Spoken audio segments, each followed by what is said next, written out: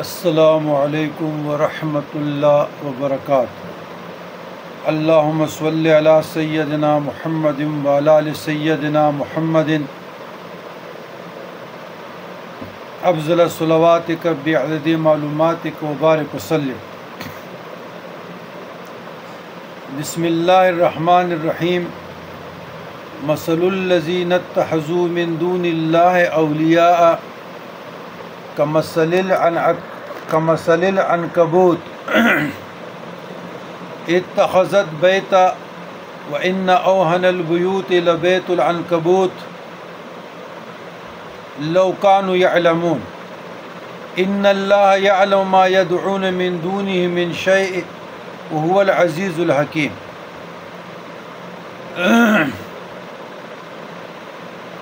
عزیزان گرامی، کچھ دنوں سے یہ آیات میرے ذہن میں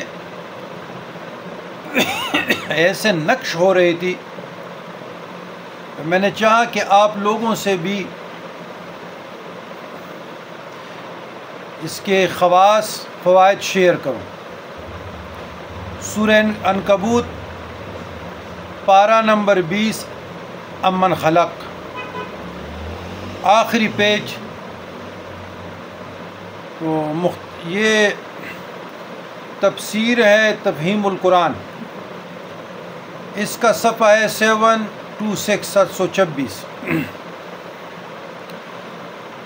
مثلو مثال، الذین ان کی جنہوں نے اتخذوا بنائے، من دون سوائے اللہ کے، اولیاء کارساز، کمثل مانند مثال العنکبوت مکڑی،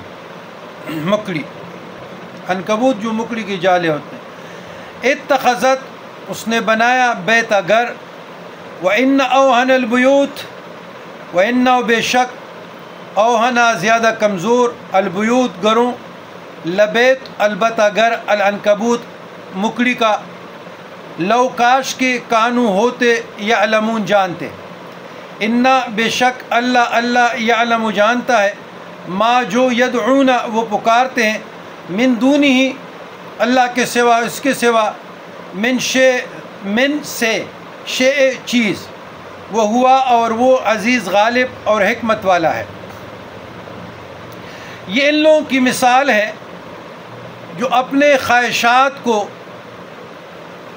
بت بنا دیتے ہیں، تو ان کی بے جا خواہشات جو غیر اللہ لوگوں سے وابستہ کرتے ہیں، اپنے توقعات لوگوں سے وابستہ کرتے ہیں، اور یہ گمان کر بیٹھتے ہیں کہ وہ میرے لیے یہ کرے گا، وہ میرے لیے یہ کرے گا، وہ میرے لیے یہ کرے گا۔ تو اس کی مثال صرف مکڑی کے جالے کے کچھ بھی نہیں ہے۔ جس طرح وہ باریک اور کمزور ہوتا ہے، ہوا کا ایک جھٹکا آ جاتا ہے اور چلا جاتا ہے، اسی طرح یہ بندے کے جو غیر اللہ کے زمرے میں وابستہ توقعات ہے، خیالات ہے، توحید کی معاملے میں کمزوری ہے، وحدانیت کے معاملے میں کمزوری ہے، عقائد میں کمزوری ہے، تو یہ ان لوگوں پہ ہے۔ اب ٹھیک ہے، من دون اللہ مشرکین کی طرف اشارہ ہے، لات منات غزا کی طرف، یعوث نصر کی طرف، لیکن بات یہ ہے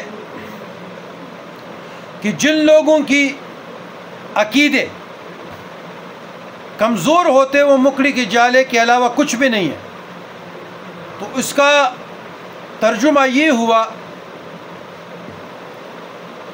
اس آیات کا ترجمہ یہ ہوا، مثل الذین اتخذوا من دون اللہ اولیاء کمثل العنکبوت، جن لوگوں نے اللہ کے سوا کارساز بنا لیے، خدا بنا لیے ہیں، ان کی مثال مکڑی کی سی ہے، جنہوں نے گھر بنایا، اور بے شک گھروں میں سب سے زیادہ کمزور مکڑی کا گھر ہی ہوتا ہے۔ کاش وہ جانتے ہوتے، بے شک وہ لوگ اللہ کے سوا جس چیز کو بھی پکارتے اللہ سے خوب جانتا ہے، اور نہایت غالب خوب حکمت والا ہے۔ اب بات یہ ہے کہ اللہ کی ذات پہ یقین نہیں، رسول اللہ صلی اللہ علیہ وسلم کی تعلیمات پہ عمل نہیں، قرآن پہ عمل نہیں، یہی وظیفہ، یہی آیت جو خواہشات لوگوں سے وابستہ رکھتے ہیں، آج ایک وظیفہ پڑھ لیا، 2-3 دن جی میرا کام نہیں ہوا، کل دوسرا پڑھ لیا، کل تیسرا پڑھ لیا۔ شریعت نے اللہ سے حاجت براری کا طریقہ بتایا ہے۔ بہترین طریقہ نماز کی پابندی کرے، پھر نوافل 2 رکعت صلاۃ حاجت پڑھے، 2 رکعت صلاۃ توبہ پڑھے، اس کے بعد ذکر اذکار کرے، حاجت روائی ہو جائے گی۔ تو یہ فضول قسم کے چیزوں کو اپنے ساتھ باندھنا اور مخلوق کی عبادت میں رہنا، جو آپ کی خواہشات ہیں، یہ بھی معبودات ہے، یہ بت سے تھوڑے کم ہیں۔ تو خالص اللہ کی ذات پہ یقین رکھیں۔ یاد رکھیے گا کہ بادشاہی دینے والا، بادشاہی لینے والا، خیر دینے والا، شر دینے والا، عزت دینے والا، ذلت دینے والا، رات سے دن، دن سے رات، مردے سے زندہ، زندہ سے مردہ، اور فراخ رزق دینے والا میرا اللہ ہے۔ جب تک آپ کا یہ عقیدہ نہیں ہوگا اور آپ لوگوں سے وابستہ کریں گے اپنے عقائد، تو آپ شرک کے مرتکب ہوں گے۔ مخلوق کا وسیلہ جائز ہے ذوات صالحہ، مال صالحہ سے، لیکن یاد رکھیے گا دات اور غریب نواز اگر مظہر اون الہی سمجھے تو ٹھیک، ورنہ دینے والا صرف اللہ کا ذات ہے، مشکل کشا اللہ کا ذات ہے۔